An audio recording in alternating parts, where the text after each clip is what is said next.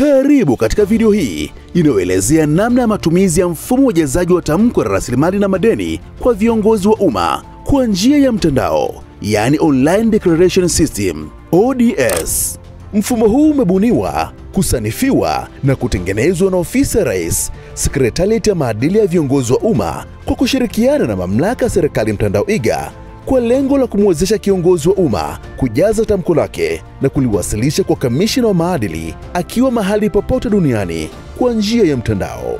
Kwa kiongozi wa umma, ili kujaza na kuwasilisha tamko, ingia kwenye kivinjari chako, yani browser, na kisha andika ods.maadili.go.tz na mfumo utafunguka. Kwa kiongozi mpya, bofya sehemu ya jisajili. Hapo itatokea fomu yenye maelezo ya kujaza taarifa zako binafsi za awali. Jaza.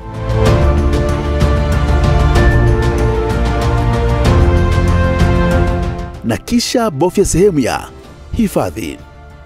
Taarifa zako za kuingia kwenye mfumo zitatumwa kupitia ujumbe mfupi kwa nambari yako ya simu na barua pepe yako ulioiweka wakati wa usajili. Baada ya hapo, utasubiri hatua ya uthibitisho, yani verification, ili uweze kuendelea na hatua ya ujazaji wa tamko la rasilimali na madeni. Kwa watumiaji waliokwisha sajiliwa kwenye mfumo wa ODS, bofya ingia. Weka namba yako ya NIDA na nywila, yani password. Na kama umeisahau, bofya umesahau nywila. Kisha ingiza namba yako ya NIDA na bofya tuma ujumbe. Utapokea ujumbe kupitia barua pepe na kwa njia ya simu yako ya mkononi. Baada ya kufanikiwa kuingia, mfumo utafunguka na utaona moduli 5 ambazo ni taarifa binafsi, ahadi ya uadilifu, tamko la rasilimali na madeni, tamko la zawadi na mgongano wa maslahi. Kwenye taarifa binafsi, utaweza kujaza na kuisha taarifa binafsi kwa kuhakiki taarifa za NIDA na kujaza au kuisha taarifa za sasa za makazi, yani anwani ya sasa. Na kwa taarifa za ajira, utaweza kuongeza taarifa za cheo au wadhifa kwa kubofya sehemu ya mabadiliko ya cheo au wadhifa, au kuisha taarifa za ajira kwa kubofya sehemu ya sasisha taarifa za ajira. Na kwenye taarifa za mwenza na taarifa za mtoto, utaweza kuongeza au kuondoa taarifa za mwenza au mtoto kwa kubofya sehemu ya ongeza mwenza au mtoto.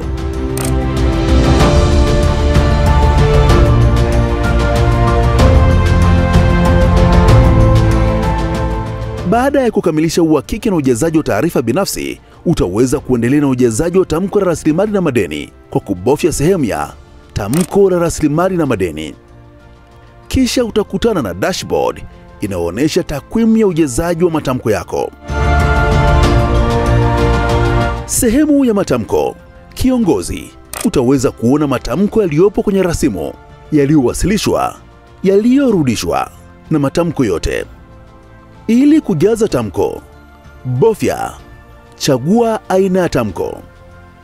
Kisha chagua tamko la mwaka kwa ujazaji wa tamko la mwaka, tamko la cheo kipya kwa ujazaji wa tamko la cheo kipya, au tamko la mwisho wa utumishi kwa ujazaji wa tamko la mwisho wa utumishi. Mara baada ya kuchagua aina ya tamko, bofya hifadhi. Litatokea tamko na utaweza kujaza vipengele vyote vya tamko kwa upande wa kiongozi, mwenza na mtoto. Kwa kila hatua ya ujazaji wa vipengele vya tamko, utafungua na kujaza fomu.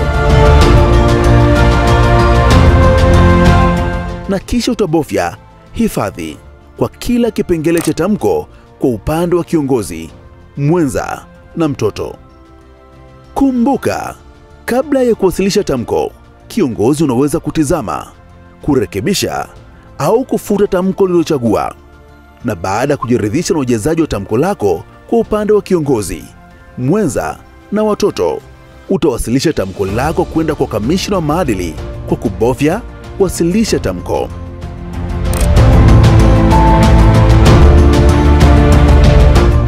Na utapokea ujumbe wa uthibitisho kwa njia ya simu yako ya mkononi na barua pepe yako. Vile vile, kiongozi unaweza kubadili neno la siri au kutoka nje ya mfumo kwa kubofya jina la kiongozi sehemu ya juu kulia. Kwa msaada zaidi, wasiliana na dawati la msaada kwa nambari 0734 101040 au kwa barua pepe ya helpdesk@maadili.go.tz.